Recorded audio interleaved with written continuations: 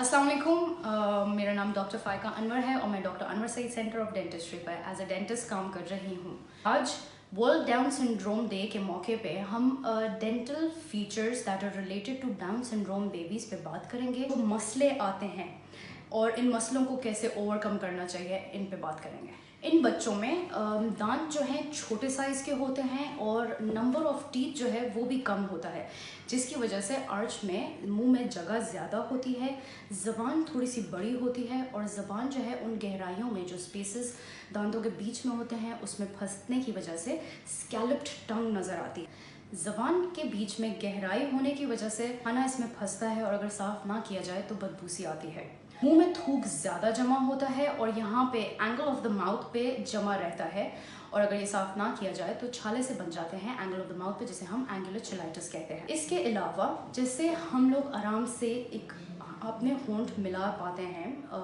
Down syndrome babies के लिए एक लिप सील मेंटेन करना थोड़ा सा मुश्किल हो जाता है और ज़बान बड़े होने की वजह से प्रोट्रूजन ऑफ द टंग रहती है या ज़बान का बाहर आना जैसी अलामतें हमें नज़र आती हैं। इन फैक्टर्स की वजह से कुछ डिजीज़ का सामना करना पड़ता है इन बच्चों को, जैसे कि मुंह में कीड़ा लगना, मसूड़ों की सूजन, मसूड़ों से खून आना, पेरियोडोंटाइटिस और रैम्पेंट कैरीज, जैसे कि सामने के दांतों में एक साथ एक से ज़्यादा दांतों में कीड़ा लगना। इसलिए माँ को चाहिए कि जैसे ही इन बच्चों में पहला दांत इरप्ट होता है, जो कि यूजुअली लेट होता है 1 से 1.5 साल की उम्र तक, वैसे ही अपने डेंटिस्ट को दिखाएं और एक रेगुलर विजिट्स रखें उनके साथ। जो भी प्रॉब्लम्स, डेंटल प्रॉब्लम्स हैं, उनको जल्दी एड्रेस किया जा सके। अब आप इन चीज़ों को कैसे ओवरकम कर सकते हैं? रेगुलर अपॉइंटमेंट्स, मुँह की सेहत का ख्याल, दांतों की सफाई करनी है, ज़बान की सफाई करनी है, कुल्ली करनी है। कुछ भी खा पी रहे हैं तो मेक श्योर करें कि आप कुल्ली कर लें।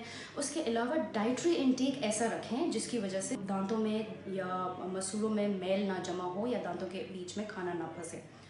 इसके अलावा फ्लोराइड की टॉपिकल एप्लीकेशन और फिशर सीलेंट्स भी करवा सकते हैं अपने डेंटिस्ट के पास जाके। इन बच्चों के साथ साथ ज़रूरी है कि उनकी माँ और उनके केयर गिवर्स की भी काउंसलिंग की जाए। Share this video to help create awareness for these angel babies.